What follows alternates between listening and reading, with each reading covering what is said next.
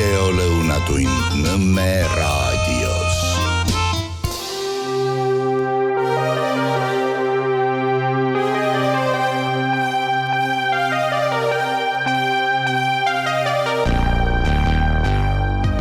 Tere hea ja mõtlev Nõmme raadio kuulaja, vaataja. Minu nimi on Kertu Luisk ja see siin on Vabaduse hääl. Saade järjekorra numbriga 113. Aitäh teile, kes te jätkuvalt kuulate, kes koguni terve mu YouTube'i videode, ma ei teagi, komplekt või kuidas seda nimetada, on ära kuulanud ja ilmselt omab tänaseks päevaks mingit ettekujutust, et kes ma olen. Ja ma isegi ei oska öelda, mis see, esimese rollina ema loomulikult, aga see, mis ma niimoodi avalikult teen, see ilmselt on lihtsalt üks väga-väga julge viis liikuda tõe teekonnal teades, et tõde ei ole midagi väga sellist, tänast valitsust, nii kohalikku, riigi, maailma valitsust, seda kupatust kokku, nende kõige suurem vaenlane on tõde. Sest nad tões ei saaks teha seda, mida nad teevad ja käia siis seda teed niiviisi, mul on kamraade, kas või selle Nõmme raadio raames, aga lõpuks, kui mingi asi sulle nii-öelda vastu lajatab, siis oled ikkagi ise selles kogemuses ja sellest nii-öelda nagu ülekasvamises ja mõnikord on küll see tunne, et aga äkki järgmine väljakutse on ületamatu. Mingi hirm tuleb esile, selle hirmuga pead läbirääkimisi ja saad aru, et mitte ükski asi, mis meie elus juhtub, ei käi meile üle jõu. Meid pisikeseks saab teha ainult see ennast pisikeseks tegevad mõttekäigud. Isegi väljast poolt keegi ei saa meid pisikeseks teha, kui me ei anna selleks ise luba. Või kui me ise omal algatusel ei otsusta ennast pisikeseks maalida ja siis seeläbi katkestada ära oma vägi. Ja saadetele on sellist tagasisidet tulnud mõnel korral, et inimesed kuulavad, aga nad pole kõigega päris nõus. Ja see on normaalne, sest ma arvan, et sellel tõe teekonnal, on olemas absoluutne tõde, aga me sel teel võime asuda mingites kohtades ja me ei pruugi siis asuda täpselt samal, ma ei tea, maanteelõigul või kuidas seda öelda. Kui ma olin Rootsis konverentsil, siis seal üks Šveitsi noormees rääkis lava peal ja ta rääkis täpselt minu sõnadega. Ja ma kuulasin ja ma mõtlesin, et ma kuulasin nagu täpselt iseennast. Ja siis ma mõistsin, et me oleme selle tõe teekonna lihtsalt samas kohas. Ja sellepärast ma kuulan teda nagu ennast. Ma usun, et on olemas absoluutne tõde. Me võime seda maailma näha igaüks läbi oma spektri. Ja seda spektrit antakse ka meile vastavalt meie enda võimetele. Kas me oleme suutelised nägema seda mingit järgmist kohta või me ei ole veel selleks valmis ja meid hoitakse nagu natuke tagasi selles omas maailmas. Mis ei tähenda seda, et on olemas see üks absoluutne tõde, see, kuidas see päriselt on. Aga nii nagu ma Covidi aegu mingi hetk ma mõtlesin, kui minu võimuses oleks, ma kõik inimesed ärataks üles, et nad näeksid läbi, mis see on, et nad ei teeks endale neid mürgisüste. Ja siis ma mõistsin, et aga kui need inimesed kõik nipsust nüüd aru saavad, mis toimub, päris paljud lõpetaks ilmselt hullumajas, sest nende pidepunkt on see, et ma saan loota kellelegi teisele, keegi teine otsustab, vastutab, mina lihtsalt niimoodi vaikselt kulgen päev korraga. Kui sa näed läbi kogu selle süsteemi, siis see on päris õõvastav koht, sest sa tunned, see hirm saab sinust jagu ilmselt mingil hetkel, minust vähemalt teatud hetkel sai, kus ma mõtlesingi, et mul tuleb lihtsalt ära põgeneda, sest meiesugustest seoses ka selle jälgimisühiskonna teemaga meist on juba mingid andmebaasid olemas, ma ei ole seal heas kirjas just sellepärast, et mina soovin teada, kuidas asjad päriselt on. Ma soovin elada seda elu tões. Ja aeg-ajalt ma neelan ka neid konkse alla, stiilis Charlie Kirki mõrv on ju. Mingi hetk ma uskusin, et Trump võib ollagi lahendus. Aga see Trumpi asi oli väga hapralt kuidagi minus. Sest et seal oli see, et tal on Elon Musk kõrval ja kui ma inimesele otsa vaatan ja seal ei ole midagi elusat. Aga asun asja kallale. Ja siin on inimesed, kes isegi mitte saate raames, aga üldse nagu see avalik pilt, mis minust on siis maalitud. Üks inimene näiteks ütles, et sa oled tugev, julge naine, aga ma ei ole siin nagu päris nagu nõus, et näiteks, et sa oled see patsifist ju. Tegemist oli kaitseliitlasega ja nende jaoks patsifist on vist selline mingi ropvärk. Ja siis, kui ma hakkasin temaga rääkima, siis me olime tegelikult samal meelel, et see enesekaitse kui selline on väga oluline. See on, isegi vanades kultuuris, indiaanlased, mis nad elasid seal omaette rahulikult, kuni tulid siis Euroopa vallutajad või nad omavahel ka sõdisid kõvasti. Et selline asi nagu iseenda kaitsmine on elementaarne, aga tänasel päeval see ei ole meie kaitsmine, mis toimub. See on okupatsioon, aga see on lihtsalt maalitud kaunitesse värvidesse, et me ei saaks arugi, mis meiega tehakse. Ja me maksame selle okupatsiooni selle võrra heldemalt kinni. Ja kui siin Ukrainat, kes elavad kaasa Ukrainas kannatavatele inimestele, et minul on ka halb tunne, mina ei suuda vaadata mitte ühtegi videot, kus on lapsed mängus. Isegi need videod, kus neid mehi vägisid tõmmatakse autodesse, nendest jäävad maha naised ja lapsed. Ja isegi kui nad on üksikud inimesed, siis nende roll siin elus kindlasti polnud minna hakklihamasinasse mingite jõhkardite ja psühhopaatide mängus, kus lihtsalt rahasid liigutatakse ja võimumänge mängitakse. Ja tänasel päeval, ikka oleks tore nagu toetada neid, kellel on kehvasti, aga ma arvan, et me peaks alustama ikkagi enda inimestest, sest see kas ja kui palju seda meie toetust sinna kohale jõuab, kui sa ise just kohale seda kraami ei vii, siis ei teagi. Ja mis ma veel jäin siin hiljaaegu mõtlema, et mõned inimesed, kes on läbi näinud, et see Ukraina asi ei ole päris niimoodi, et me hoolime ja sellepärast toetama, vaid et siin on äri ja see loogika, et senikaua kuni Ukrainas sõda on, seni venelane siia ei tule. Minu jaoks see loogika ka lonkab mitme koha pealt. Ja mõned, kes muidu toetasid väga agaralt või õhutasid, et toetage ja lehvitasid lippe, nüüd kuidagi on vastu sellele, et aga ma ei tea, et see, nüüd peame nad üles ehitama, kui sõda läbi saab, et sellega nagu päris nõus ei ole. Me oleme ise kinni maksnud osa sellest hävitusest, mis seal toimub. Ja nüüd, ma ei tea, võib-olla on nagu täitsa normaalne, et me siis maksime kinni hävitamise ja oleks siis nagu viisakas, et maksame kinni selle taastamise ka, olgugi, et suurest luust need maad on juba Vanguard ja BlackRock ja igasugu muude nähtuste käes, nii nagu see plaan on seal olnud kogu aeg. Meile lihtsalt meiakse mingit muinasjuttu maha, kuidas me oleme siis head ja hoolivad. Ja samal ajal, kus meie siis oleme head ja hoolivad mingi välisriigi suhtes, oleme iseenda lipu teatud mõttes ohverdanud. Võru linna sõidate sisse, siis seal on ühe künkakese peal, paremat kätt, on Võru linna need lipukesed ja keskel on Ukraina lipp, nagu asuks Võru linn Ukrainas. Aga see on niisugune nagu emotsionaalne asi, mis ärritab. Aga muus plaanis pöördumatu kahju majandus, iive, võõrasti sisseränne, sest see, kui meid kogu aeg hoitakse mingis sõjahirmus, see mõjutab inimesi. Ja vähestel on tänaseks säilinud see selline tugev side selle hingemaailmaga, nagu ma ise tunnen, et mis mind on, mulle on andnud julguse üldse lapsi saada selles järjest hullumeelsemaks minemas ajas. See, et ma usaldan neid hingekesi, nad ei tuleks siia, kui nende ülesanne ei oleks sel hetkel siia tulla. Meil naistena on lihtsalt vaja tuua see selline kaunis ohverdus iseenda rahu ja kõige muu hea arvelt. Uni ja raha ja nii edasi. Ja niimoodi meid siis allutatakse. Kas või see, et me ei julge luua perekondasid, ei julge elada, sest meil on nii suur hirm homses, see on üks viis allutada. Ja siis on ka sellised iluasju, kus meile maalitakse, et tegelikult on väga-väga hästi. Ja ma loen teile siit ette, otsustage ise, kas see on meie heaks või on see midagi muud. Või on see üks allutamise okupeerimise viis, et meid hoida tegevuses, et me ei märkaks, mis päriselt toimub, et me ei rakendaks oma päris potentsiaali päris asjadesse, päris tegevustesse, et meid selles hullumeres pinnal hoida. Ja see mingi hetk, kui mina hakkasin rääkima, et meil on vaja koha peal, nii-öelda kogukondlikult, kuigi mulle see sõna üldse enam ei meeldi. Sõitsin ka üks päev, sõidab mingi Alexela masin ees, Alexela.kaldkriips kogukond ja järgmine hetk on vaja üks leping lõpetada, lõpetamise trahv enneaegselt lõpetamise eest 1000 eurot. Ja kuna seal iga koolis 20 eurot vähemaks läinud see, siis palju õnne alles oli jäänud 900 eurot. Aga fakt oli see, et leping oli vaja lõpetada ja kogukond, ilus sõna ju kogukond.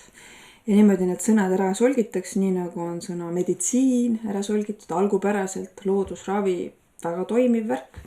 see, kuidas Hiina meditsiinis lausa vaadati inimese sünni aja järgi, mis on tema need nii-öelda nõrkused või nagu nõrgad kohad, millele on vaja tähelepanu pöörata, et neid hoida, et inimene ei haigestuks. Ja meil tänasel päeval on siis lihtsalt kõik, mis toimub, võtame lihtsalt sümptomid maha. See, millest see alguse sai, pole oluline, sest et raha, mitte tervis. Ja ma siis nüüd loen ühte väga head asja. Kui sulle läheb korda, milline on heaolu Eestis, siis kandideeri Hea Elu Rahvakogusse. Hea Elu Rahvakogu korraldab TD Demokraatiakeskus ja mõttekoda Praxis. Nendes vabaühendustes toimub ka rahvakogude arendustöö.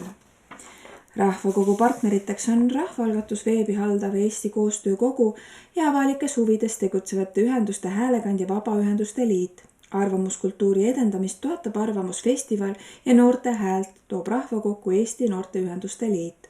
Varasemate rahvakogude kogemust toob partnerite ringi Avatud Eesti Fond. Vink, vink.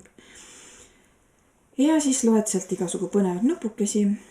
Usalduse tõstmine. Paljudes riikides on usaldus poliitikute ja institutsioonide vastu langenud. OECD andmetel usaldab vaid umbes 40% inimestest oma valitsust. Eestis 38%. Oi kui vähe, aga tegelikkusest on see protsent vist koguni mitu korda suure. Täiendavad osalusviisid on vajalikud, et taastada usaldust ja sidet ühiskonnas. Kuna suur osa seostab demokraatiat pelgalt valimiste ja poliitikutega, on usaldus demokraatia vastu langemas. Meil on tarvis täiendavaid toimivaid viise, et kodaniku ühiskonda toetada. Tõsisemate ja keerukamate otsustusprotsesside puhul on usaldus veelgi madalam.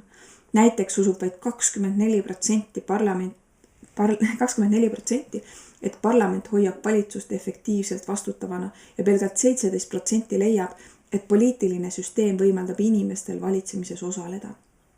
Ehk siis lahendus on remontida sind ja mind, ehk siis inimesi, mitte süsteemi.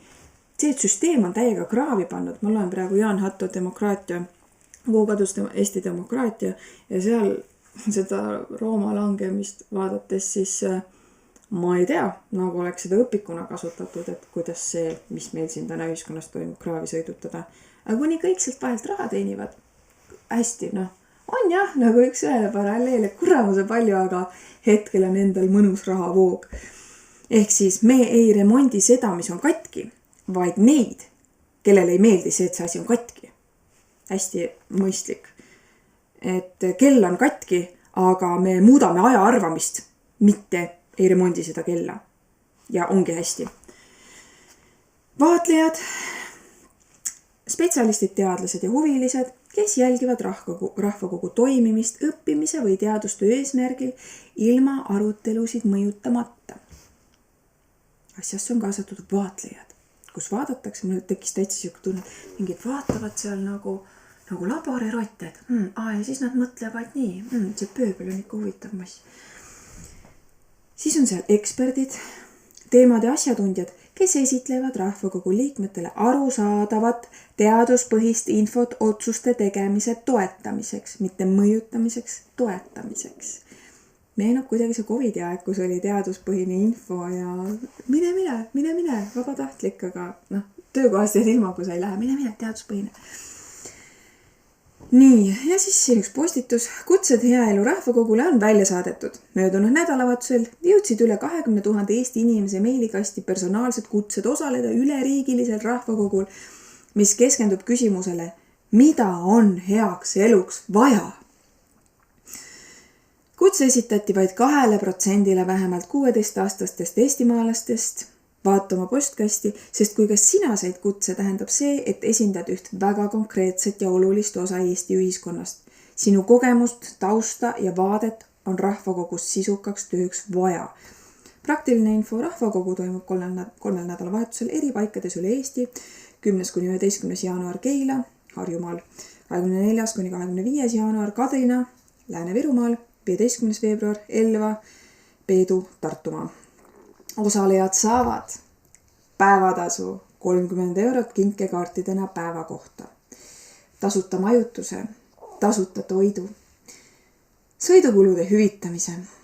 Kui said kutse, võta see kindlasti vastu või pane end ise kirja hiljemalt 15. detsembriks rahvakogu.info/osalemine. Milline teema peaks olema hea elu rahvakogus fookuses? Selle valivad välja need Eesti inimesed, kes kandideerivad rahvakogusse. Hea elu rahvakogu kutsub inimesi arutlema, millest algab ja sõltub heaolu. Valikus on 4 teemat. Milline neist on sulle hetkel kõige olulisem, ehk siis teemad on paigas, vali nende seast. Paratamatult mul on siuke nagu varivalitsuste tunne juba see arenduskeskuste teemaga seoses, et meil on see kupatus, mida me ei usalda, me näeme, et seal on nagu täiesti siuksed nagu limukad.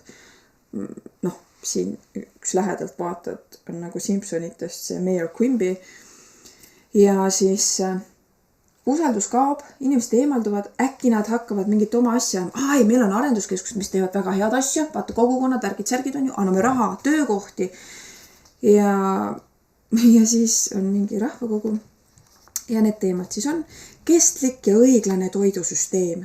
Toit peaks olema tervislik, kättesaadav ja toodetud viisil, mis hoiab nii talunikke kui loodust. Kuidas luua toidusüsteem, mis toimub hästi kõigi jaoks, küsimärk. Ja Kertu, kuidas sul saab midagi millegi nii hea vastu olla? Järgmine teema. Väljapääs vaesusest ja kindlam toimetulek. Igapäevased toimetuleku raskused mõjutavad üha rohkemate inimeste heaolu ja piiravad võimalusi. Meie majandus on üha keerulisema surve all. Kuidas tagada Eesti inimestele elamisväärne elu, aga ka piisav ja tulevikukindel majanduse areng. Ja seda ei mõjuta mitte need, kes on meil valitsus, omavalitsustes otsustaval kohal, vaid me teeme rahvakogu. Ja siis te rahvas, siis te saate hakata seda otsustama. Sest te olete usalduse kaotanud ja nüüd me teeme mingit muud asja. Majanduslik võrdsus ja õiglasem ühiskond. Kasvav majanduslik ebavõrdsus tekitab ühiskondlikke pingeid ning röövib majanduse konkurentsivõimet. Kuidas teadlikult väärtustada õiglust, vähendada majanduslikku ebavõrdsust ja nii hoida heaolu Eestis? Jah, kaunis. Ja mul ei olegi mitte midagi selle ilusa teksti vastu. Aga miks see toimub, kelle huvides see kõik seda asja tehakse? See on minu jaoks kaheldava väärtusega. Eile õhtul mul elukaaslane tõi hea asja välja, et räägitakse, et naiste-meeste palgalõhe. Aga miks ei räägita sellest palgalõhest, mis valitseb meil valitsuse ja rahva vahel? See lõhe on hoopis suurem kui see naiste-meeste vaheline. Ja heakene küll tore oleks, et sama ametikoht, naised, mehed saavad sama palka, see tundub mulle tõesti väga loogiline. Aga siin tulevad mängu erinevad nüansid. Naised üldjuhul ei ole väga osavad raha juurde küsijad. Ja pluss siis see bioloogiline pool, et naised lihtsalt nad ongi vähem. Kui mees saab olla aastast aastasse mingis asjas sees, ta ongi väga tugev selles. Kui naine läheb vahepeal 1,5 aastaks näiteks emapuhkusele, siis paratamatult ta läheb sisse rohkem emadusse. Tore on, kui läheb, on ja. Ja ta ei tunnegi ennast nii enesekindlalt võib-olla, et küsida rohkem. Aga mees, kes on aastast aastasse, ta läheb järjest sügavamale, kõrgemale ja naine, kes sellest vahepeal teed nagu niimoodi potstikukud maha tagumiku peale, sealt püsti ennast nagu puhtaks ja tere, tööturg, tere, vana ametikoht, ma olen jälle siin, teil on siin mingid muutused ja elu on edasi vahepeal läinud. Naistel ei olegi seda julgust seda raha küsida rohkem. Ja ideaalmaailmas mina näen, et naised, haridus on oluline, mingi pidepunkt. Et sa ei oleks täiesti siuke, et kui midagi nässu läheb, siis kuuse all omadega. Aga jah, palgalõhe valitsuse ja rahva vahel, see vajaks tähelepanu. Ja 4. punkt, ilmselt kõige olulisem, soolise ebavõrdsuse vähendamine. Soolised stereotüübid mõjutavad nii hariduse omandamist, sissetulekuid ja pensione. Ma ei tea, kuidas see pension. Igapäevast ajakasutust kui tervist. Kuidas luua ühiskond, kus kõigil on võrdsed võimalused ning paremini rakendada kõigi potentsiaali. Ma juba eelmises saates rääkisin, et mis võrdsusest me räägime, kui need vähemused on juba võrdsemad. On need siis need LGBT, IQ, bla asjad, on need välismaalased. Ja nüüd hiljaaegu oli üks uudis, kuidas Ukraina laps ei saanud kooli kohta, sest ei osanud eesti keelt. Ja siis peaks ma nüüd mõtlema, et oi, neile ikka vist tehakse liiga, ta ju ei saanud koolis kohta. Eestikeelne kool. Kui me paneme sinna lapse, kes ei oska selles keeles isegi kõige lihtsamale küsimusele vastata, kuidas te kujutate ette seda õppetööd? Jah, kui sõda puhkes, siis võeti massiliselt neid lapsi klassidesse. Mul oma lapsel eelmises koolis oli juhus, kus ta kuulis, et õpetaja pobiseski oma ette. kuhu ma nad kõik panen. Ja lapsed juba istusid kolmekesi pingis. Ja noh, sa ei saa ju olla hoolimatu, ikka teed nii nagu öeldakse ja noh, lisaraha ka. Valitud teemad toetuvad Earth for All raamistikule earth4all.life. Ja siis üks postitus sellelt Facebooki lehelt, kus siis see rahvakogu toimetab. Filosoof Marek Tamm tuletas hiljutises usutluses meelde, et ühiskonna väärtusruum ei ole antud, vaid sünnib pidevas arutelus ja kokkuleppes. Hea elu rahvakogu on esimene omataoline, kus arutelu ei hüppa kohe probleemi lahenduste juurde, vaid alustame just nimelt ühiste väärtuste mõtestamisest. No mida, kuidas see käib siis? Jah, me ei usalda seda valitsust, aga see on meie ühiskond ja nüüd mõtestame, kas meil on ikkagi ruumi hakata nendele poliitikutele vastu. Kui me ise oleme, ma praegu ajan natuke pada juttu. Ma ei tea, kuidas see seal koha peal välja näeb. Mina sinna minna ei kavatse ennast üles anda, mulle kutset pole tulnud. Ja ma väärtustan oma aega lihtsalt selle võrra rohkem, et igasuguste asjadega kaasa ei lähe. Kuigi jah, 30 eurot kinkekaart, tasuta majutus, tasuta toit, sõidukulud. Oi. Aga see kelbas, mis seal vabandust, ma pidin andma ju teile võimaluse otsustada, mis asi see on. Unustage ära, mis ma ütlesin ja otsustage ise, mis asi see on. Viisid, kuidas hea elu rahvakogu sellele kaasa aitab. Esiteks, Marek Tamm ütleb, meie väärtusruum ei ole kusagil valmis kujul olemas, vaid ta sünnib ja kujuneb meie igapäevase kooselu käigus. Väärtusruum on igapäevaste läbirääkimiste tulemus. Rahvakogu loob koha, kus eri taustaga eri elualadelt pärit inimesed saavad koos mõtestada, mida tähendab hea elu tänases Eestis. Läbi 5 arutelupäeva näitavad rahvakogu liikmed eeskuju, kuidas ühiskonna ülest arutelu pidada ja uute kokkulepeteni jõuda. 5 arutelupäeva, issand, kus mul see 2 silma vahel jäi. Siin meil on ka see Võrumaal Vunki manukas, inimesed tulevad kokku, mingi raha pannakse huugama. Eelmine aasta oli hea näide, et siis otsustati kogu selle ajuragistamise peale, et teha see mingi invatee Tammulasse. Aga meil volikogus näiteks üks Isamaal on juba öelnud, et kuulge, et sellist asja oleks vaja. Ja, on ju, ei tehta. Ja siis tuleb mingi Vunki manu, raha pannakse põlema. Jah, tore, inimesed saavad omavahel suhelda, mingit asja teha, aga raha põleb. Ja see mulle ei sobi. Ja siis tehakse samu asi, mis tegelikult volikogus juba välja käidi. Nii, teine punkt. Väärtuskokkulepped peavad tulema rahvalt, mitte ekspertidelt. Oot. Kaasatud on eksperdid. Teemade asjatundjad, kes esitlevad rahvakogu liikmetele arusaadavat teaduspõhist infot otsuste tegemise toetamiseks. Väärtuskokkulepped peavad tulema rahvalt, mitte ekspertidelt. Aga kui nad seal niimoodi toetavad, kas rahvas siis ise ei tea, et peab ikkagi. Okei. Marek Tamm ütleb, kui me anname väärtusruumi üle ekspertidele, haritlasele, poliitikutele, siis me tegelikult anname selle käest. Me peame ise selles osalema. Need ei ole ainult poliitilised või akadeemilised küsimused. Ja siin on siis selgitus. Rahvakogu on rahva arutelu, mis kasutab parimat teadmist ekspertidelt ja huvipooltelt, kuid lõpuks lähtub nii-öelda tavalise eestimaalase jaoks olulisest. Osalejad valitakse juhuvalimiga ehk kõigil inimestel on võimalus saada koht arutelu laua äärde. Tuleb ainult ise olla julge kutset vastu võtma. 3. Vajame kuulavat ja ühisosa otsivat arutelu. Marek Tamm selgitus.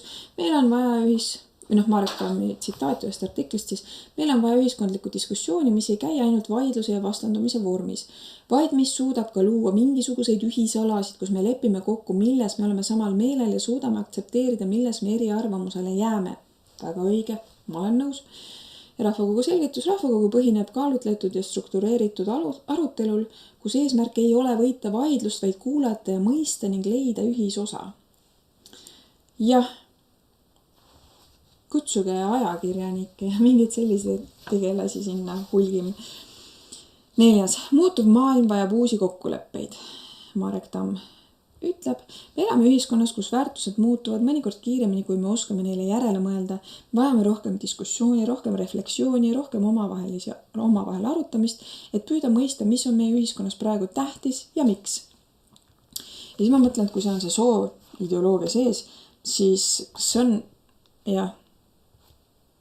see on praegu nii oluline, et selle pärast võttagi fookus muudelt põlevatelt teemadelt ära aga eks nad siis seal arutavadki ja saavad aru, mis siis on päriselt oluline. Ja rahvakogu selgitus kiiresti muutuvas keskkonnas, kus ühiskondlikud väärtused nihkuvad, pakub rahvakogu võimaluse ajakohastada meie arusaama heast elust, tulevikku vaadates, mitte minevikku klammerdudes. 5. punkt. Vaidlus ei ole kriis, vaid demokraatia loomulik osa. Aga jah, las jääb. Marek Tamm ütleb, väärtuskonfliktid ei ole kriisi märk, vaid märk sellest, et meil on elujõuline demokraatia, kus erinevad arvamused saavad nähtavaks ja neid võetakse tõsiselt. Kuram, niimoodi ei ole ju. Meil on peavool ja meil on siis alternatiivsed ja kuidas siis kõike seda häbimärgistatakse, naeruvääristatakse, mis ei kooguta kaasa sellele, mis paneb mingit kummalist rada. Ja rahvakogu kommentaar. Rahvakogu ei väldi vastuolusid, vaid loob nende ümber turvalise ja edasiviiva avatud dialoogi, kus mitmehäälsus on väärtus, mitte üksmeeleni ja kokkulepeteni jõudmise ohustaja. Heaelu rahvakogul ei ole vastuseid kõigile heaolu probleemidele, kuid meil on vastus sellele, mil viisil vastusteni jõuda. Targalt, hoolivalt, koos loomes. Ja ma juba kujutan natuke ette seda õhustikku, siuke fluidum, kõik on sõbralikud, kõik on toredad. Me teeme siin mingit väga-väga asja. Paneme teie 5 päeva tuksi. 5 päeva, millega te oleksite võinud midagi päris teha. Aga meie siin räägime. Okei, otsustage ise, mis asi see on. #heaelu rahvakogu, #demokraatia, #väärtused, #arutelu, #citizen assembly, #citizen panel, #tulevik, #kaasamine, #heaelu, #sotsiaalne sidusus, #arutlev demokraatia. Ja siin kutsutakse endale ka partnereid ühes postituses. Kutsume organisatsiooni Heaelu rahvakogu partneriks. Kui sinu organisatsioon peab oluliseks õiglasemat ühiskonda ja näeb, et Eesti tuleviku kujundamine peaks olema kaasavam, siis on aeg meiega liituda. Heaelu rahvakogu on uuenduslik formaat, mis toob kokku mini-Eesti, juhuvalimiga kokku pandud väikse läbilõike Eesti inimestest, et turvalises ja sõbralikus keskkonnas arutada, mida on vaja heaolu suurendamiseks Eestis. Ja juba eos.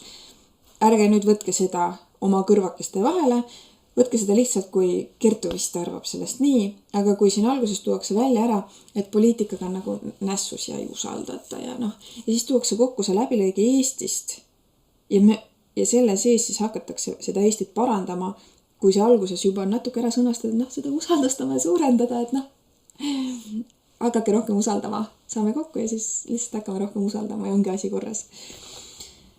Kairi Tilga ja Maarja-Leena Saar, Eesti Koostöökogu, rahvaalgatus.ee, Martin Lauri, Riigikantselei strateegiabüroo ning Markus Easoo, Hea kodanik ehk Vabaühenduste Liit räägivad, miks tugevad osalus ja arutelu, kultuur ning ühine vastutuse võtmine heaolu eest vajavad vabaühenduste ja riigi koostööd. Heaelu rahvakogu partnerid on Eesti Koostöökogu, rahvaalgatus.ee, Riigikantselei, Vabaühenduste Liit, sulgudes Hea kodanik, Arvamusfestival, Avatud Eesti Fond, Open Estonia Foundation ja Eesti Noorteühenduste Liit ehk ENL. Rahvakogu toetab Euroopa Liit ja Eesti rahvusvahelise arengu koostöökeskus ESTDEV, Estonian Center for International Development, MTÜ Mondo projektist No Planet B, kaasrahastab Põhjamaade ministrite nõukogu esindus Eestis ning Demokraatiakeskus. Sisu eest vastutavad TD Demokraatiakeskus ja mõttekoda Praxis ning seda ei saa ühelgi juhul käsitleda Euroopa Liidu või ESTDEV seisukohana. Ja siis me vaatasin, mis asi see Praxis on. Esindusõiguslikud isikud on Alari Rammo ja Urmo Kübar.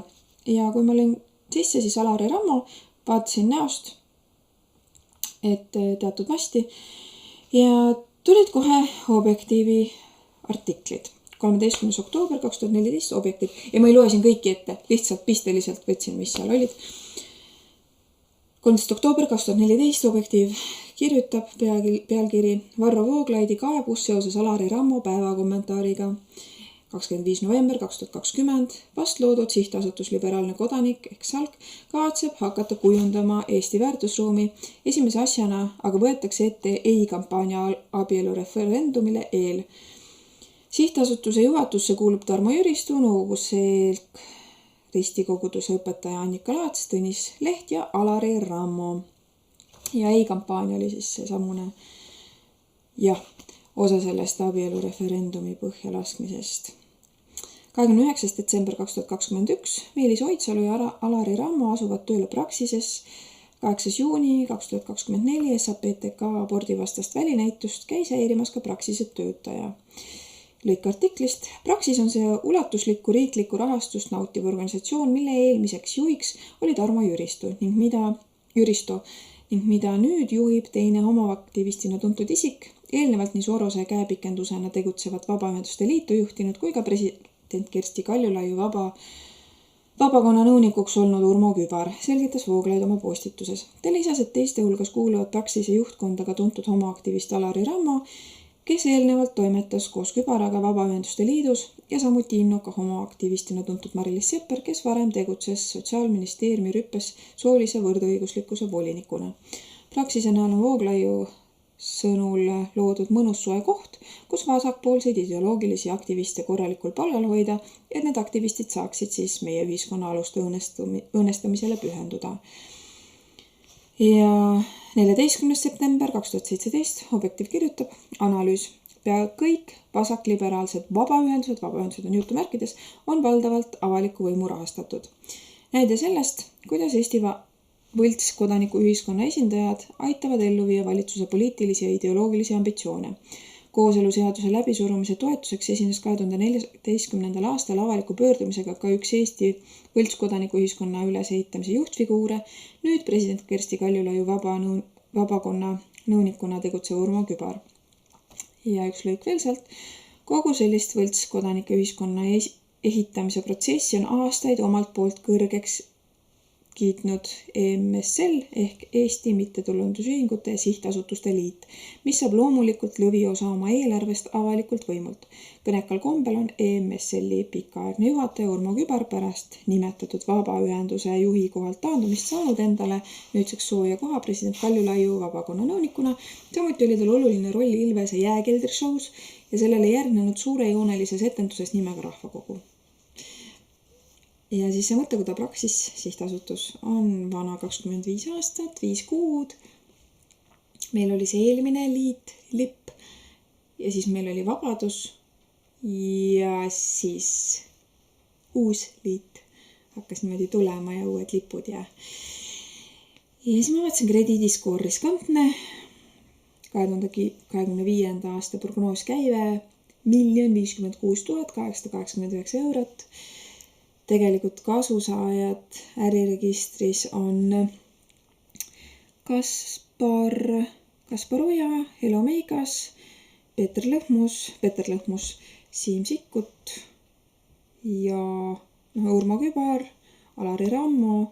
Huvitav on see, et Helo Meigasil on seal Rootsi lipuke, Peeter Lõhmusel USA lipuke ja siis need nii-öelda otsustavad nende seas siis on Urmo Kübar ja Alari Rammo. Ühesõnaga jah, kui mulle saadeti see küsiti, et Kertu, et mis see võib olla, et äkki midagi head, siis kui ma nägin ära seal mingid eksperdid ja teadlased, siis ma mõtlesin, et okei. Ja mis veel aitas mõista, millega tegemist on? Näod. Kui ma vaatasin nägusid ja see on väga inetu, siuke koolikius, et sul on suur nina. Ei, see on lihtsalt see inimese pilt, kus sa näed, kas ta on inimene või ta on vahend. Ja siis ta selles vahendiks olemisest saab teatud hüved, sissetuleku ja siis ta kuidagi niimoodi nagu läheb mingiks nagu õhuliseks. Ma nüüd olen see, aga ta ongi õhku täis, sest see, mida temasse pannakse, see on tühjus. Ta puhvitakse üles, tehakse tööriistaks, siis ta on niimoodi, ma olen keegi. Ja tegelikkus, sa oled ise ennast ära kaotanud, sest kui sa oled hingega inimene, siis selle asja sees sul peaks häirekellad töötama ja ma tean lähiringkonnast inimest, kes töötas sellise asja sees ja mingi hetk tal hakkasid häirekellad helisema ja nüüd ta on selline nagu ütlebki välja asju täpselt nii nagu on, sest ilmselt mingi karikas sai täis ja nüüd ei ole enam ruumi iluasju pidadagi päriselt ilusateks, vaid et need iluasjad varrivad mingid kole asju. Näiteks seda, et me ei ole vaba riik. Meie lipugagi on sellised lood, et soovituslik. Aga jah, mis ma ikka. Nii palju siis sellest rahvakogust. Otsustage ise, on ta siis hea või ohtlik asi. Kas te leiate aega ja mahti sinna minna? Siin oli lugu, et kui sa oled kutse saanud, siis osale kindlasti. Aga kui ei ole, siis rahvakogu.info/ osalemine. Ja seal tulebki mängu see, et kui seal on koos inimesed, siis inimene inimesena, mul on ka inimese, kellega ma niimoodi ideoloogiliselt või maailmavaateliselt või nad teevad minu arust asju, mida ei peaks tegema, mis ei ole mitte ühegi inimese selline hingekutse. Aga kui ma suhtlen inimesena, mul on soe tunne, sest ma näen seal taga ikkagi veel seda hinge. Võib öelda, et see on hingepime ööd, see hingeke kuskil seal niimoodi on alla surutult olemas. Ja seal rahvakogul võib tekkida ka see, et sa suhtledki nagu inimene inimesega. Kas sa tahad ka kohvi sisse piima? Ja, et kuidas muidu läheb ja et sa jääd ka ööseks või räägid mingi elulistest asjast, tekibki see eluline õhustik. See on ilmselt see, millega saadakse need inimesed ka nii-öelda nagu endaga kaasa. Ja ma olen seal rahvakogus, olen ka nüüd tähtis. Ja sisuliselt meid lihtsalt karjatatakse mingisse asja, olge nüüd siin ja siis sa oled okupeeritud ja samal ajal, nagu inglise keeles on occupied, et sa oled nagu mingis tegevuses. Ja samal ajal, kui me peaks päriselt niimoodi looma selle võrgustiku oma vahel, olema üksteisele toeks hetkel, kui see võim, kes meie üle valitseb, on siuke hävitusvalitsus on ju, et me ei murduks, et meist ei saadaks jagu ja siis sa oled kuskil, ma olen juba siin ühes heas asjas, siin on toit, keskkond, inimõigused, teadlased, eksperdid, ma olen hästi. Ja valitsus, ega need ka seal väga, nad ikka ütlevad valitsuse kohta halvasti. Ja siis meenub see samune volikogu, kus ma olin, selline linnapea, aga valitsus. Ja ma ütlesin, et valitsusparteis, et rääkige siis selle valitsusega, et mis te niimoodi siia tulete kiruma. Et siuke hanitamine käib. Aga üks asi tegelikult siin lõpus, mis ma tahtsin veel natuke klaarida. Ma olen väga pikele lennu.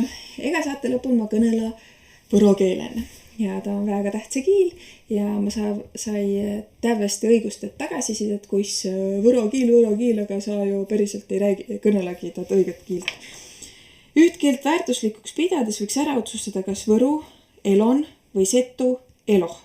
Kummas kõnelda, mitte läbisegi ühes ja teises, võru keeles elon, seen, välen, kon, liinan ja nii edasi. Ja nii edasi, setu keelen eloh, seeh, väläh, koh, liinah. Eesti keeles elus, sees, väljas, kus linnas ja nii edasi. Ja siin tulegi mängu tuu, mille ma ei ole väga pikka aigu kõnelnu võro keelen, sest ma tundsin, et ma ei kõnele õigat võro kiilt. Ja ma olen taast siin varatsembastes saadete kõnelnu ka, et mu kiil on tulnud kotost, ma olaidat niimoodi nagu opnu. Mänsegi kursuse toimusi Võro instituudina, aga 10 kõrda vist oli ja see õdaku naig kell 6 õdaku minna ja latsa üten ja keskendumise puules oli väga tukev. Ütlesin aga, ma kõnele võro kiilt väga pikalt, sest ma tundsin, et ma ei kõnele ta õigõhe. Ja kui oli meil edimene võrokõisi kongress, siis seal ma lava peal kõnelsi ja esiki mu vanemba imestisi, et näes tiiäki, et ma mõista nii hästi kõnelda, sest ma ei ole taad kiilt kõnelnu väga palju aigu. Ja kui ma lätsi ülikooli, siis seal ütles Tallinna miis ütel, et ütle midagi võro keeleni, sest ma ütles, ta ütel mulle, et ta on ju seto kiil. Ja ongi nii, et mu isa on pärit Vastselinnast, Kapõrast ja ta kiil on tulnud kotost ja sinna on ta kiil ka omakõrda tulnud inemiisil kotost, mitte oppuse perre. Ja see ongi nii, et ta kiil elas nagu kipun oma ellu, ma säänsid mõjad toisiga. Ja siis kui ma lugesin, et võro keelist raamatut, sest seal oli ta võro kiil omakõrda täiesti tõistmoodu. Sääne arhailitsõmp, kirepilt oli väga palju rasem, kui ta tämpäne võro kiil ja võro kiil on väga oluline ja andke andis, et mul ta keeleseen on väga palju muutust seto keelest ja kindlahe ka eesti keelest, sest et kui kõnelda niimoodi aikaalt ja kui oli väga palju inimesi, kellega ta niimoodi igapäevatselt praktiseeriagi ja kõnelnu must parempahedad ja puhtambalt just võro kiilt, siis ongi kipun keeruline. Aga ta tagasisideist ma olen väga tänulik, sest et nii ongi mu võro kiil oli puhas kiil. Ta on mu nagu perimuskiil vist või ütelda, et ta ongi mul pärit. Nüüd mul hindal on ka väegi nagu kipun hirm seen, et äkki ütle midagi põlissi. Aga sääne sai tämpänä vabahuse hely, aituma kuulamast ja järgmise kõrrani.